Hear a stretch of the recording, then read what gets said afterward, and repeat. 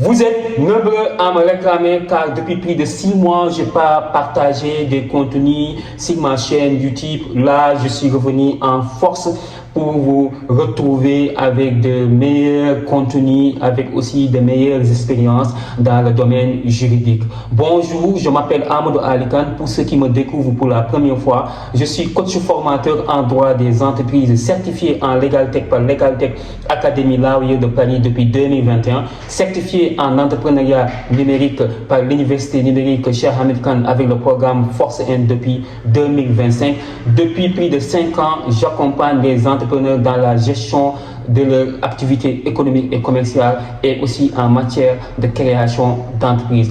Aujourd'hui, nous allons voir une thématique très importante, mais avant cela, je vous partage l'expérience que j'ai vécue de avril 2026 jusqu'en juillet 2026. J'ai formé et accompagné plus de 60 entrepreneurs sénégalais en collaboration avec l'université numérique Cheikh Hamidou Kane dans le cadre du programme Force N. J'ai trouvé vraiment des entrepreneurs ambitieux avec des projets très innovants. J'ai à les accompagner en gestion juridique de leurs activités économiques et de leurs projets, surtout dans le processus de la création d'entreprise. Nous allons parler aujourd'hui de la chaîne de distribution commerciale. Pourquoi j'ai l'habitude de partager plusieurs fois des contenus juridiques dans le cadre de la chaîne de distribution commerciale? Parce qu'il y a les contrats commerciaux que beaucoup d'entrepreneurs sénégalais ne maîtrisent pas ou banalisent.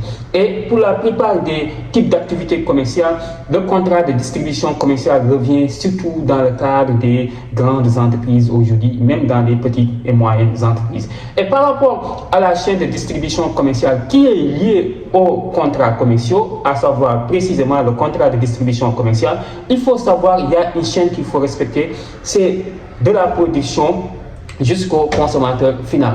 Et par rapport à la production, d'abord, l'entrepreneur qui produit le bien, que ce soit des pochettes en cuir, que ce soit des sacs en cuir, que ce soit n'importe quel produit. Donc, l'entrepreneur, d'abord, on le considère comme étant quelqu'un qui crée. Donc, il crée un produit, il est créatif, il a un esprit créatif, il crée le produit, donc il est le producteur. Donc, la chaîne, c'est en 3 étapes. C'est la production, la distribution et l'accès au produit au consommateur final. Et la production, c'est l'entrepreneur qui produit le bien. Mais l'entrepreneur seul ne peut pas accéder au produit sur le marché. Pourquoi?